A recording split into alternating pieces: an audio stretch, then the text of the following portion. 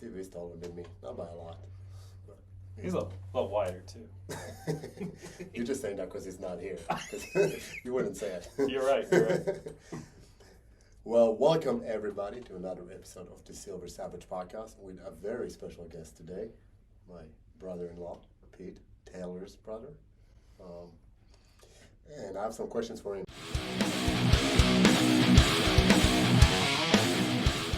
He did not want to sit here today. Nope. But he was forced. He got a vote for it. So if you get a vote, you do whatever. You're absolutely right. Everybody has a price, and Pete's apparently is an X95. I say that's a good deal. It is a good deal, yeah. Just for sitting here for about 30 minutes and chit-chatting. Yeah, not bad. So anyways, Pete is visiting from Indiana, and Pete has a lot to share. He doesn't think so, but I think so. So we'll find out. So we'll kick it right off. Were you born in Indiana? I was. Yep. Okay, Tipton, Indiana. But you spent a lot of time in Maryland. So when I was 13, I moved out to Maryland. My dad at the time lived here in Serena Park, and I lived here until I was 26, so 13 years. Oh, okay. Well, so I cannot follow your family tree, by the way. I mean, just so you guys understand, their dad is my hero. Yeah. And I guess, is there anybody that shares a complete set of parents? No. So You and Sean share a mother. Yes. You and Steve and Tyler share a father. Yes. But you all have different mothers. Yes. Okay. All right. I think I'm tracking. Yep. And I have another sister, Crystal, as a All right, different I keep father. forgetting. I'm sorry. All right. Sorry, Crystal. Wait a second. So Crystal is whose kid? My mom. Okay. All right. Crystal is my mom and a stepfather from a long time ago, from my earliest years. Okay. All right. One day you'll have to draw me a picture because I'm very visual. All right. So you lived here till you were 26, you said, Mm-hmm. and you joined the military, right? So I enlisted when I was 17. I did my basic training in between my junior and senior year of high school. Okay. And then once I graduated, I went to helicopter mechanic training. Did you know you wanted to go to the military? Like, was that a predetermined? I didn't really know until I took the ASVAB and I scored decent on it. And they told me basically that I could do whatever I want. So And you decided to be a mechanic? yeah. So when I originally enlisted, they were like, hey, we need people to man these howitzers. And I'm like, cool. And I'm like, but can I work on helicopters instead? And they were like, okay. Awesome. Pretty good career path, especially if you want to consider civilian options after, right? Oh, yeah, yeah. So you spent how many years total? 21. 21 years. So is that considered full term? 20 years is, would be, yes, 20 years is full. Okay. And you got medically discharged? I did. Right. Would Yep. you have stayed longer if you did it? Yeah, oh yeah, totally. Did you liked what you did? Uh, I can't speak. You liked what you did. That's what I was trying to say. I loved helicopters. I loved teaching. I loved everyone that was underneath me. And I loved most of my mentors. The Army way, I think, in my opinion, has lost its path. It's no longer, it doesn't seem to me, they don't train to win wars. They don't train to go defeat the enemy anymore. Do you think that's going to change with the political climate we're living in and all the rapid global changes that are taking place? No. That's pretty pessimistic. Politics is definitely too big a part in our role. Okay. Is that military-wide or is that branch-specific? Like, I know Steve is a Marine, for example. We talk about that being smaller and more nimble to an extent, and they're not as dependent on big budgets. They seem to still be training for wars in a sense, or am I wrong? No, they are. They still have, it's one great thing about the Marine Corps, they don't change their standards. They always train to a standard, and they always train to win a war. Each branch has their own specific job. What happens with different administrations is you get different leaders at the top, and different leaders have different ideas on what should be acceptable and what the path of that branch should be. So it literally changes with each political party. Right, right. So I wanna stick on the military for a second, and in our conversation that came up last night, Tyler remembered a time where she was thinking of enlisting, and she said you talked her out of it. So she's obviously a sister, and I can understand the fears associated with that. But what advice would you give to a teen, let's say 17 years old, like you were when you started the process, that wants to join the military now? Would you tell them to go for it or not? So, yes, I would. And as far as Tyler goes, that's Big Brother talking to little sister. Right. No, understood. Many advantages that a person has coming out, such as you or me. You have much more discipline. Oh yeah. Your ability to focus is much better. Career paths. Yeah, exactly. You're a perfect example, right, of getting an actual trade. I mean, I don't know, me as an infantry, I don't know that I have many career paths after, but I think you've made a great career path. I did, but I'm certainly, I would say, an exception in that sense. Most grounds come out and then just become part of the workforce, right? It's not a skill that easily translatable to civilian lives. Agreed. But you definitely have skills that look good to employees or employers. Yeah. And I think a lot of it is the character that the military builds more than the actual skill set, right? So if I have a veteran coming to apply for a job, I know that they'll have to discipline, I know they'll follow orders, I know they'll think outside the box and try to find a solution when needed. And those are things that it's hard to teach. And certainly not a college graduate that all did was partying and take an exam. So, you have a son, right? How old is Logan now? 20, he'll be 22 in November. Okay, so if Logan wanted to join the military, Yes. would you encourage that, or would you? I would. And I had several talks to him about that. And things that I love about my career is I love most of the people. I love the helicopters. I love the career that I created for myself. It really depends on what he wants to do. It totally depends on what he wants to do. And if I were to give him advice, I would say, I found something I love. I found aviation. If aviation isn't your thing, now they have drones. They're great careers for anyone. If you like video games, there's plenty of roles in the military for that. Yeah. Looking back, I'd love to see him go in, just for maybe the initial enlistment. Yeah, I think everybody should serve. I wish the U.S. had mandatory service, and it doesn't have to be lengthy. 6 months, teach them some discipline, give them a skill, and then, God forbid, you need the manpower for war. You have something to pull on. Yeah. But certainly prepare people. I have 2 boys, right? They're 7 and 10 right now, and I hope they'll want to join. I'm a little torn whether I want them to join in this country or join in Israel. But as far as the character building element, I don't think it matters. I mean, I feel passionate about both countries. Whichever they want to do would be great. I don't think they're into it yet, but they're also young. So who knows? Cool. So you serve your 21 years. Do you mind telling people what medical discharge? What? So my back and my neck. Right now, I've got a ruptured disc in my neck, and my left arm goes numb, and I have spondylosis, and that's apparently. That's a big word.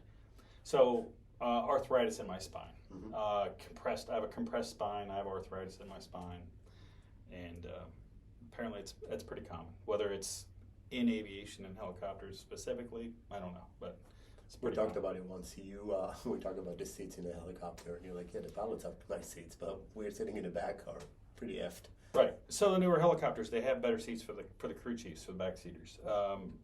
The seats that I have sat in my entire career are similar to sitting on the edge of an army cot. You know what an army cot looks like? It's got the aluminum frame, a little bit of canvas in the middle, and the canvas in the middle. Well, that's been my seat throughout my entire career, and I'm sure everyone who's flown in Alpha Limas have the same problems. Yep. we talk about it. I don't recall a lot from my helicopter flights because I was asleep most of them. Yeah. So I don't care what I was sitting on. I would pass out as soon as the thing started taking Yeah. off. If I wasn't on comms, if I wasn't crewing, then I was asleep. It was. So people may not know the difference, right? Because you said that you were a mechanic on helicopters, right? But you also crewed, and Yes. that's a different role, right? Yes. So what does that entail? So two different types of companies. One, the assault, you're a door gunner. The other is medevac or dust off, and you assist medics. Two of my deployments were as assault or a door gunner. On my first deployment, we flew assault missions. We also flew the meat of what we did was flying passengers from FOB to FOB, from forward operating base to or to Cobb or wherever. We called it gas and trash. Gas and trash. Yep. I like it. So that's the majority. That was the meat and potatoes of what we did. What area was that? Was that Afghanistan or Iraq? It was Iraq. I never got deployed to Afghanistan. Okay. Did spend a full deployment in Iraq, and I did it with the Virginia unit, just south of Indiana. Great guys, loved them. Favorite deployment by far. Loved it. Good guys. Still talk to a lot of them. Cool. But so that's the assault Yep. role, and what was the medevac role? So our 19, the only one I had was in 19, and I got sent home early from that, but for medical stuff. But we were split up. So we were in Iraq, Jordan, Syria, and Saudi Arabia. So two of those sound pretty cushy, I'll be honest. right. There's not a lot going in Saudi Arabia and Jordan. So Saudi was actually very active. Apparently they were getting attacked from Yemen. Oh, interesting. At the time, and they actually turned Saudi for us into a combat zone. Okay. I assume that was more rebels type thing Yes. and internal conflicts more so than a war kind of like Iraq and Syria. That's correct. Okay. Yeah, but we were definitely getting rockets, and there were suicide bomber threats like 2 or 3 times a month. Okay. But yeah, that was the 19th deployment. We were spread out, but medevac is designed to be spread out. We have so what do we have? 2, 4, 6, 8, 10 helicopters, and generally they're spread out in that manner, in twos. Okay. You take 2 medevac aircraft and you go out. Generally speaking, they spend time in special FOBs with special people. You know what I mean? I got it. So, and that's what they did in Jordan, Syria, Iraq. That was their main job. Does each branch has its own medevac component, or is the Army pretty much? The Army is I think the Army is the only one that has medevac. The rest of them, like the Marine Corps, they have, what are they called?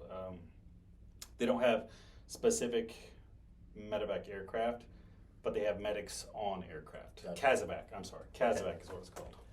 Casualty evacuation. Yeah, so that being said, they can carry crew serve weapons. They can have M240s or miniguns or M50 or 50 cals. And still have medical capability. Yes. Probably not as in-depth as a true dedicated medevac helicopter would have. But Right, we're more of an ambulance. They're less of an ambulance, more of a get out quick. so the Department Rescue Jumpers, right? The Air Force, Air Force, Special yep. Operations, search and rescue. PJs. Are they a standalone unit, or do they attach to? I don't know specifically. I think they are a standalone. I think they're very similar to the way we operate. Okay, interesting. So you spent your 21 years. You got out. What are you doing now? I'm retired. Well, you have some things you're working on. So I'm working. Sorry, I just to put in context. I mean, a lot of our listeners are veterans. A lot of them transitioning. A lot of them are entrepreneurs, right? And you actually cover or check all those boxes, right? So, I think people will find that interesting. Yeah. So I am now working with one of my friends, or you could say for him, Stories Collision, and he has a collision center, but my focus is classic cars, and that's what I want to do. Right now, he has his own 46 International pickup truck that I'm working on. Then I'm working on, I'm doing an engine swap on a 69 fastback Mustang, your favorite. Yeah. And after that, 78 Trans Am. Do you always put the cars you're working on your shirts? He does. Is that a thing? Yeah, he does. Okay. Yep. So you also have some aspirations on opening your own shop. I would love to, yes. Okay. So, aside from having the technical skills, obviously being a mechanic and working on vehicles, right, you also used to race motorcycles and worked on cars Yep. and everything that has an engine for a while, right? So we're not limited to helicopters. Right. I've rebuilt, and I've painted Harley Davidsons. Obviously, I've set motocross. I used to race motocross. So yeah, I've had my hand in just about everything. Cool. So you have the technical skills, but what do you do in terms of the business side? Because I'll be honest, it took me, probably still am, right? But it took me years to realize that I'm not just a tactician. I can't just teach a skill set. Run a business, it's a completely different ballgame. Yeah. So what do you do to that end? Because I find a lot of people, that's a big challenge, right? They have a skill set and they're like, oh, I'm going to start a business. But if you don't have the business head behind it, it's a challenge. So I have no experience. So right now, that's why I'm more than anything relying on my friend who has the collision center. He has that knowledge. Set a budget, stay in that budget. This is what the car's value is going to be when you're done. You know what I mean? Those are skills I don't have. Hopefully, I'll develop over the next couple of years. Right. But I don't have the business side of it. Yeah, neither do I. And I was fortunate enough to have a good team that kept me in check for the longest time, but also the past couple of years having people in place, like Michael was one of them that I mentioned, who does bring the business side and keeps me in check, right? Because otherwise I will go and spend money like there's no tomorrow. Yeah, me too. It's credit card. It's not real money anyways. Right. So we covered the veterans. We covered the business side. Let's talk some personal stuff. Sure. So you guys are facing some challenges now as a family. Yes. Right. So some medical issues of a relative. Yep. Not have to get in depth. How do you manage that? I mean, there's a lot of stress. I see your sister managing it in a certain way. You dealing with it completely differently. Yes. Well, mentally, I am trying to prepare myself for having to. All right. Big picture. He has a lot of stuff coming up, and it's my father, and I want to be there 100% for him every step of the way. My challenge. How do I deal with seeing him going through what he has to go through to get better? So do you see anybody for emotional psychological support? So I do, and I need to see someone else. Okay. No. She, I go through the VA, and I requested at the VA that I have someone that's closer to my home, because it's a long drive to the VA from my house. I'm like, can I get someone that's closer to my house? Sure. Here's someone. And I've been to see her for a few months, and we generally don't touch on any issues. I bring them up, and then it's changed. So it's...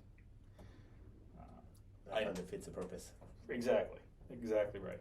So, and I'm thinking about honestly just going shopping, and if I have to pay for it myself, find someone that's close to my house that I can. Did you ever consider virtual?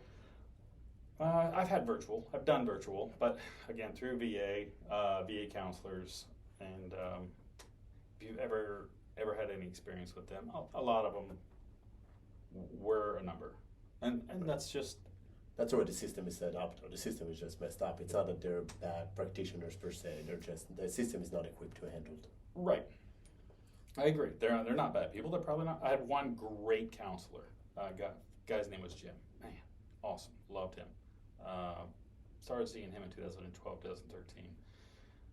He got a better offer somewhere else, I guess. Then ever since then, I really haven't found anyone that I liked.